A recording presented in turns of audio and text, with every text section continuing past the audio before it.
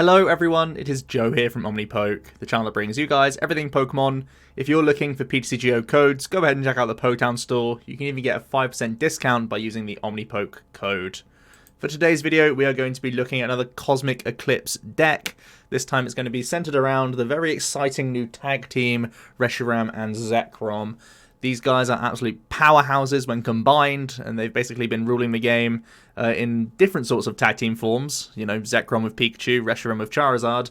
And it turns out that putting these two guys together might just be a match made in heaven as well.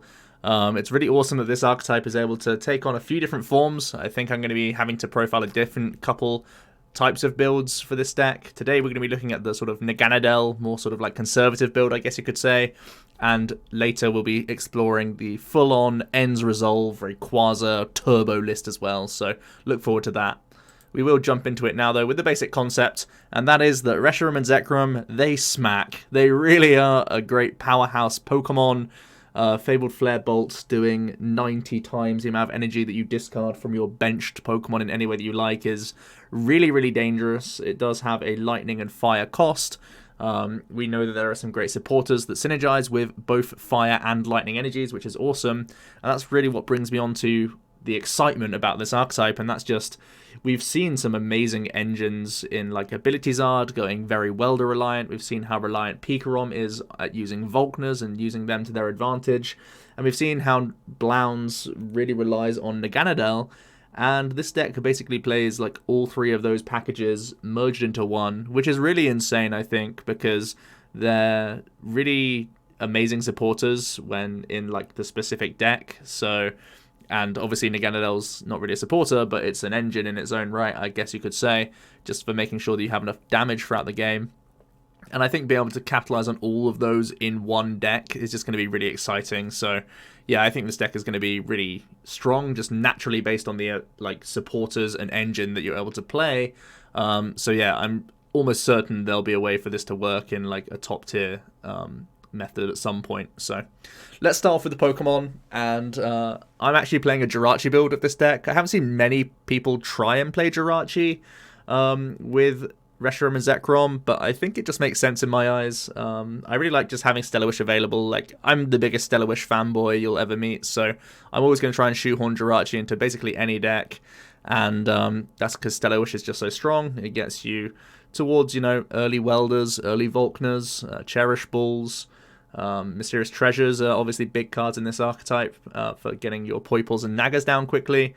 Even stadiums like Giant Hearth and such can be really important as well. So I just really like having the option to Stellar Wish. Also, I think oftentimes you won't attack on turn 1, at least with Reshiram and Zekrom. Sometimes you'll attack on turn 1 with something like Heatran, if you're trying to take the tempo off certain non-GX decks or something like that. But oftentimes you can be happy to sit there and just Stellar Wish and pass, knowing that you've set up a couple Poipoles and Fabled Flare Bolts from like then on in the game is going to be very strong. So I like having that Jirachi option. I feel like a lot of times otherwise you're just sat there with the Reshiram&Zekrom getting smacked.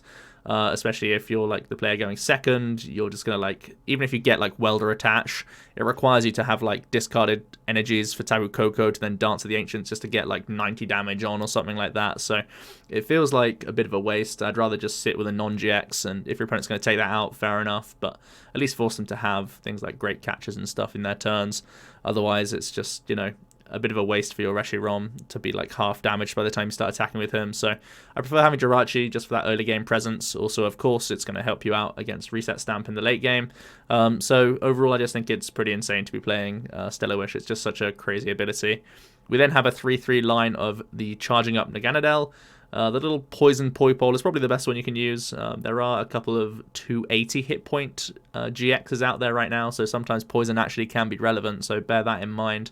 But yeah, charging up to that ability that's going to help us reload these Fire and Lightnings from our benched Pokemon, which is just really awesome, so that we are able to chain Fabled Flare Bolt for the full value if we need to against tag team decks. Here is the big tag team himself, Reshiram and Zekrom.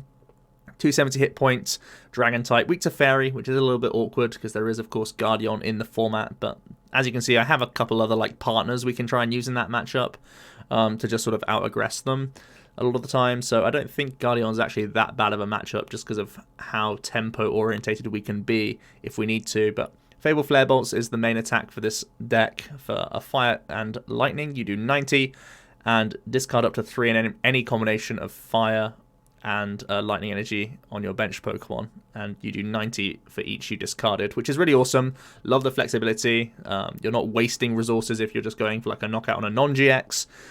Just for, again, like knocking out a Jirachi or like any evolving basic, you can just deal with pretty easily, sweep those aside. On regular GXs, you can do that 180 a lot of the time, which is good enough against like Blounds and stuff. And at the same time, when you're up against tag teams, 270 is a very, very good number. Obviously, there are ways people can try and get around this, be it with like choice helmets, or like I said, some of those 280 hit point tag teams or whatever. But usually you're just going to be taking one-shots, no questions asked, and that's really awesome. We do also have the Crossbreak GX attack for 2 fire and 2 lightning. Pretty expensive, but you can do a 170 snipe to one of your opponent's benched Pokemon. Don't laugh at this like on its own, because we are a Welder based deck and we play like Viridian and stuff, so it's not hard for us to get 2 fire, 2 lightning on board if the Reshiram's like stuck for a turn. So sometimes you can close the game just by doing a 170 snipe on a Dedenne, just like how Mewtwo finishes games, just by like using a Naganadel snipe to close the game. So yeah, it's a really good attack just on that baseline alone, but we are playing 1 copy of End's Resolve in the deck, spoiler alert. And it means that we can do 172 to 2 of your opponent's Pokemon instead.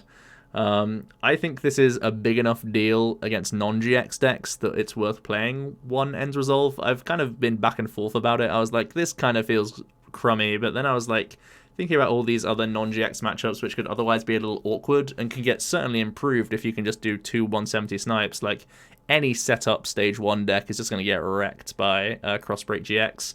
And again, just in a bunch of matchups where they're Dedenne reliant or whatever, you can just steal games off people just by doing End's Resolve game. And they're like, oh, you play End's Resolve? Oh, okay, game 2, I guess.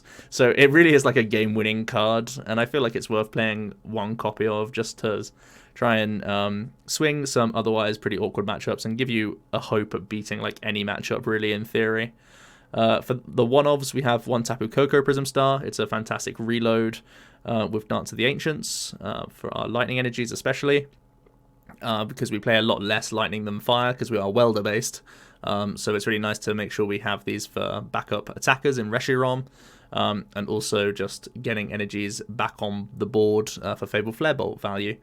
We then have 1 copy of Turtonator. Explosive Jet is a really nice attack. We've seen how powerful it can be in Ability Zard, and it's basically even stronger in this deck because we have Charge Up Naganadel behind it.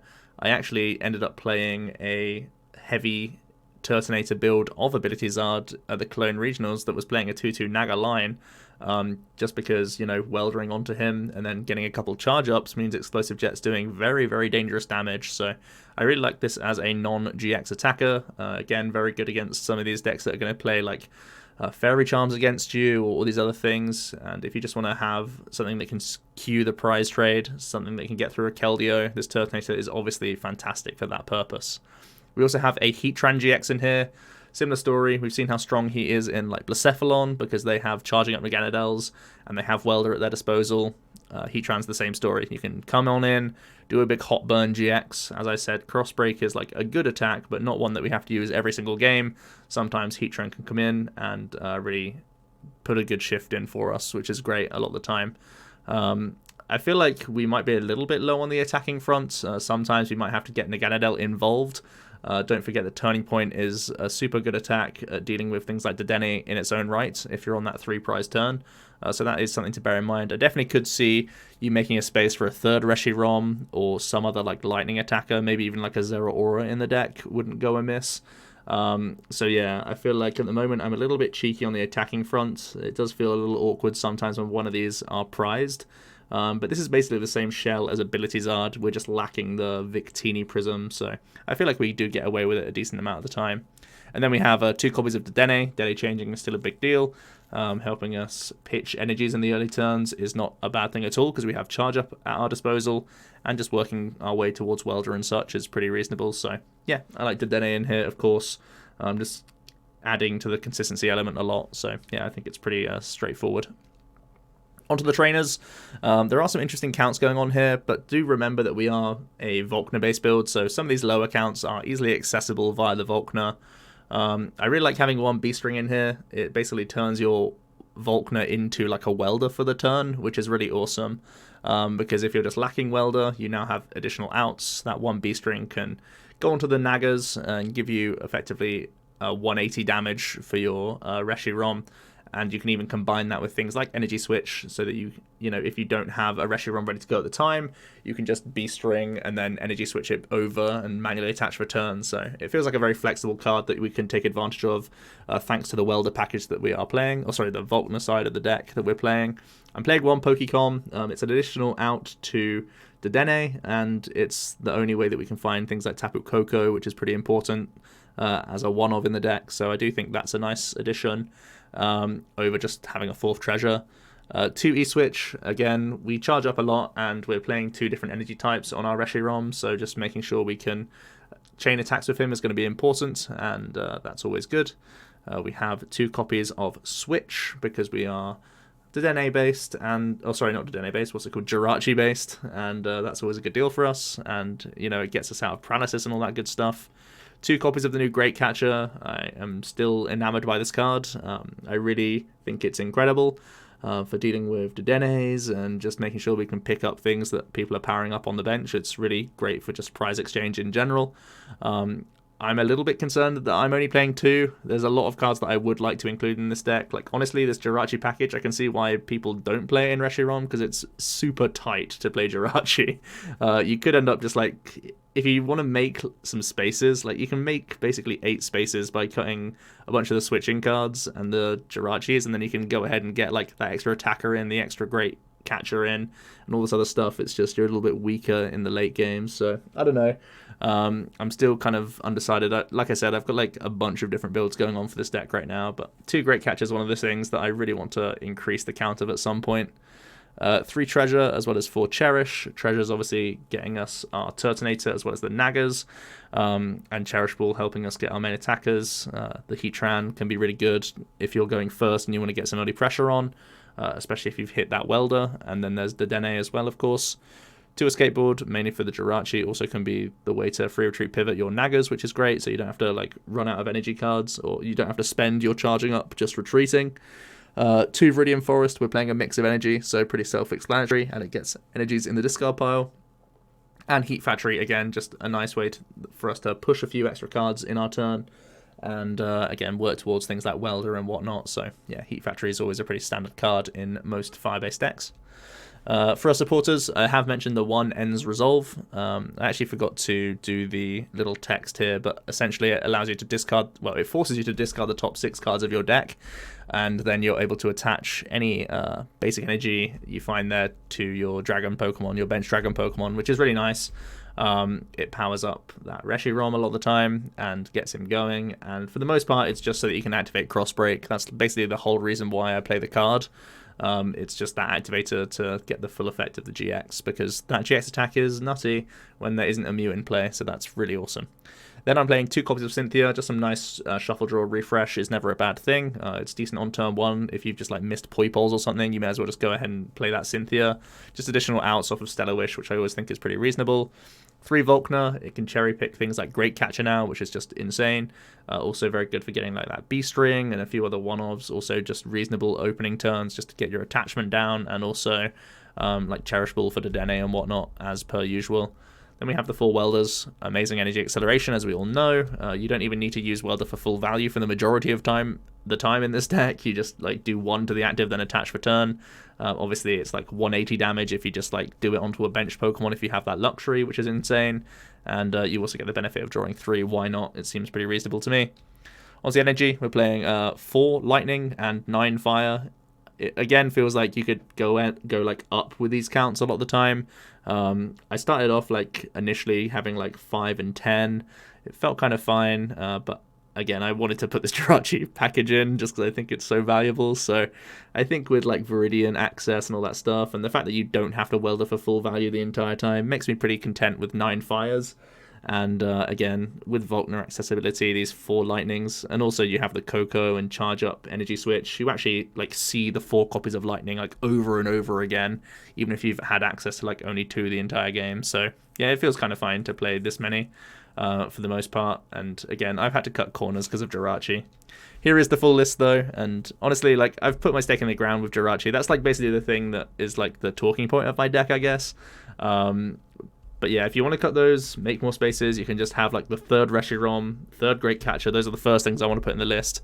And then you probably just buffer out like extra supporter cards, maybe like 3rd Cynthia, 4th Treasure, something like along those lines, maybe 2nd Pokecom. Those are all reasonable. But yeah, take a photo or screenshot of the list now, and we'll go on to some tech options because there's still a whole bunch. Like I've really been all over the place with this list. I've tried all different things just in terms of theory crafting. Rayquaza, with that Stormy Winds, obviously have treasure accessibility, so you can find this card like super quickly if you want to. And he allows you to do some nice tempo plays. You know when I said that you don't really ever attack turn 1 going first with this deck, because you don't really have energies on the bench, you're just putting down Poipoles and whatnot. Well, if you treasure for a Ray, it means you can like kill Jirachis and stuff on turn 1, which is pretty good tempo and like sets you up quite nicely. So I again think like if you go away from the Jirachi build, that door is kind of opened up for you to go for like Rayquaza early tempo knockouts, which seems reasonable, even if this is just a one-of. Zeraora seems pretty cool as well. Full Voltage GX actually would probably make Pidgeotto control like an auto win, I think, because you already have Nagas, so like as long as you don't start an awkward Pokemon like a Turtonator that they can just trap over and over again, you can like use Zeraora as your big reload with full voltage, and most of the time they probably have to like kill your Nagas as well. If you just sit there with like Jirachi Naga in play or something, you can just pretty easily just like always put pressure on them, force them to use like Articuno to take knockouts on your Nagas, and then you have like full voltage to come in and get yourself back in good shape. So yeah, I think this could be a great card if you're expecting Pidgeotto control to be much better. And in general, giving yourself Thunderclap Zone is reasonable. Again, it feels like most of the cards on the slide are just like, if Jirachi's out of the deck, try these, basically. Because you would remove a lot of your switching cards, naturally, that we play for Jirachi, and then you can just play Thunderclap Zone in its place. Oricorio is definitely a cool card that I think is a nice stamp-proofing mechanism. Its ability allows you to draw 3 cards when if one of your Pokemon was knocked out during your last turn. And, you know, although we are a tag team-based deck, we do have, like, the Turtonator and the Heatran that we're going to try and make people go through in most matchups. So having that Oricorio is also, like, just a really decent card to have. And for the most part, when people are hitting you with Reset Stamp, they're probably trying to knock out your main threat at the same time. So having Oricorio to get you back into a good hand size to like try and hit Welder or whatever else could be really awesome. I think this in combination with Stellar Wish would be pretty insane, but I don't think we really have bench space for both. So yeah, at the moment I'm not playing it, even though it is super searchable with Treasure and Cherish, which is awesome. You could try and put in a few extra non-GX attackers, something like Zapdos just to swing again on the first turn. I really do feel like this lacks tempo on turn 1. It basically sacrifices turn 1 tempo just to have like insane power swings like from turn 2 onwards. But if you want to have like the Hooper or the Zapdos for just some early tempo, it can be a decent option. Ninetales is obviously a busted card that we've seen in a bunch of fire decks. I don't think we really have enough fire energy to support the Ninetales in the deck. But if you're not a fan of Great Catcher and you want to have that extra flexibility, I could see you going for like a Ditto Ninetales kind of approach. Reset Stamp is always a card that you can consider when you are playing Volkner. I've tried having a 1 copy of the deck, like in the deck, but then I thought that End's Resolve was probably more important and will probably swing more games than a Reset Stamp will. So that was the decision I made. If you're not a fan of End's Resolve, you can definitely go for that Reset Stamp instead, or make a cut elsewhere. It's kind of weird that we're a fire deck not playing Giant Hearth. Giant Hearth is a pretty crazy strong card, but at the moment I'm preferring the flexibility of Viridian, and Lysander Labs is a pretty decent option. It helps you get around the Fairy Charms a little bit easier, but I think already with our backup attackers we should be kind of fine against Guardian. Also it can get around Choice Helmets if that becomes a thing, but once again I will go back to like the other attackers that we have in the deck can usually cover you in that regard. So I think Labs isn't like mandatory in this list. I think it's space better used just with like backup attackers for the most part. So yeah, I don't think Labs is like a mandatory card that you can play, but I know a lot of people have been talking about Labs going into this sort of archetype, just to safeguard you against stuff that I've just mentioned. It would also help out against Malamar as well a little bit, so spell tags don't just wreck you the entire time, because I don't think that's a necessarily favourable matchup for us right now. As we do move on to the matchup overview, I think mostly it's non-GX decks that I'm afraid of. I'm not even afraid of Guardian. I feel like with the Heatran and the Volk that can just... Oh, sorry, the Heatran and the Turtonator that can just, like, power themselves up with Naganadel, like, one after the other, it just sounds pretty nuts. Like, it feels like you need to hit Welder into Welder and then you've won the game. So as long as you hit Welder the second time once they stamp you to 3, like, you've probably won the game, which is pretty insane, really. Malamar seems really rough. We don't have much gusting to get around spell tag anymore. And they can just use that to their advantage, which is pretty rough. Spiritomb, I think, is pretty awkward as well, because you can't really affect their engine for the most part. You can't stop them zebraing. You can't stop them Stellar Wishing all the time. So they'll probably get going. And they have some decent reach these days, which is actually pretty ugly. The only thing that I think would beat Spiritomb is if you get the Ends Resolve off and like kill 2 at once, but oftentimes they will play Mew. That's the only reason why I didn't put Baby Blacephalon as like a bad matchup, because I think they won't play Mew, because normally they're a greens build. So you can actually like kill 2 at once, and that would be insane. Same thing for like Big Blacephalon. I feel like that matchup could be fine just because we play Ends Resolve. So you can like kill a Dedenne and a Naga in one turn, and then like you just skip Beast Ring and should be fine. So I'm basically banking on Ends Resolve sorting out some of these otherwise like quote unquote problem matchups, I guess you could say. I feel like Behemoth and Florsbuck will actually be like pretty difficult matchups for you. Again, we don't have good gusting options, so those matchups immediately become like kind of tricky, I would say. Just because, you know, we're going to be forced to go through a bunch of Clefairy and that's pretty rough. So I actually do think these hit and run decks are pretty busted in the new set, so definitely something I'm eager to profile. I'm really keen on this Florsbuck deck. I know it's kind of like a meme now that it's a deck that I am like hyping up a little bit, and no one else really cares about Florsbuck or whatever. But it's going to be a deck that I profile, I think, this week, maybe next week. I think over this weekend, perhaps. And yeah, I really want to show the creation off, because I'm pretty excited for it overall. But yeah, I think a lot of the time, if I've not put any other non-GX matchups as like bad, in air quotes, I guess it's because I'm expecting them to not play Mew. Like, I think Nuzzlechew won't really play Mew very often. Maybe it plays it sometimes. I don't think Alolan Ninetales will play it. Possibly Gallade will, but yeah, I mean, I feel like you can oftentimes just Fable Flarebolt, and also these are like less consistent non-GX decks, so it feels like you can have an edge just because of that alone, really, just with like tempoing out Heatran turn 1 and just starting to smack them, put the pressure on them straight away. For my closing thoughts, I really do think this is a great tag team beat stick deck. Like, it's pretty obvious that like its numbers are just insane, right? So build around it. In a tag team meta, you're just going to be slapping stuff around, which is pretty awesome. I do like the Jirachi build having additional switch outs to get around Pikarom, trying to go for like Stamp Choo Choo. That's oftentimes how Pikarom tries to beat other tag team matchups. You have good answers to that. Mewtwo is oftentimes reliant on like Mewtwo sticking in play. And we obviously have great answers for that, because they just can't stick in play. They'll just be dead to you all the time. You've even got Naganadel as well, so it forces them to even have like weak guard energy and stuff. So that's also very scary. Yeah, I think the tag team matchup should be fine. Guardian, like I said, we're relying on our like one-of attackers sometimes to keep us up in the game. Obviously, you can probably use like one ReshiRom to see yourself through, but I don't think he's like mandatory.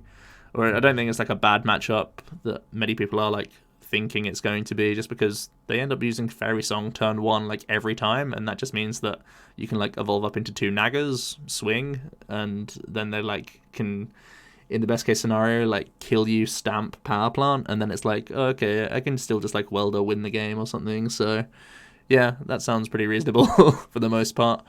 And for all these dodgy matchups, the one of Ends Resolve is going to be the thing that you cling on to try and win.